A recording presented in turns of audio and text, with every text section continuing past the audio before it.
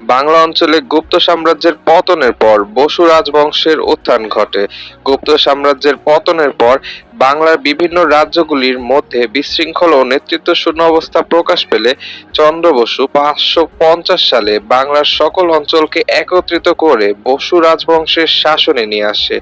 তবে সামরিক চাপ ও অভ্যন্তরীণ কোন্দলের ফলে বসু সাম্রাজ্য বেশি দিন টিকেনি। বসু সাম্রাজ্যের পতনের পর গৌড়ের রাজা শশাঙ্ক বাংলার শাসক হন।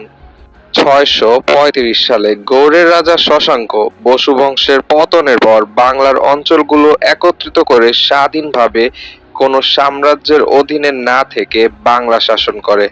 তাই বাংলার প্রথম স্বাধীন শাসক হিসেবে শশাঙ্কের নাম রয়েছে। মূলত গুপ্ত সাম্রাজ্যের পতনের ফলে শশাঙ্ক গৌড়ের রাজা হলেও বসু বংশের পতনের ফলে সে অবশিষ্ট বাংলা অঞ্চলেও নিজের শাসন বিস্তার করে। শশাঙ্ক হিন্দু ধর্মের অনুসারী ছিল। তার শাসনামলে বাংলায় হিন্দু ধর্মের বিস্তার ও বৌদ্ধ ধর্মের বিরুদ্ধে কঠোর অবস্থান ছিল। শশাঙ্কের মৃত্যুর পর তার উত্তরাধিকারীরা বাংলা যথাযথ নিয়ন্ত্রণ করতে পারেনি। শশাঙ্কের শাসনের পতনের পর বাংলায় দেব বংশের শাসনকালের উত্থান ঘটে।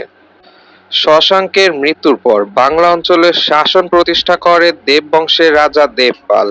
বাংলার রাজনৈতিক অস্থিরতার সুযোগ নিয়ে রাজা দেবপাল বাংলার বিভিন্ন অঞ্চলে স্থানীয় শাসকদের নিয়ে জোট গঠন করে বাংলা শাসন করে। তবে তার শাসনকালেও বাংলায় অস্থিরতা বিরাজমান ছিল। এ সময় বাংলায় হিন্দু ধর্মের প্রচার প্রসার ও স্থাপনার নির্মাণ দেখা দেয়।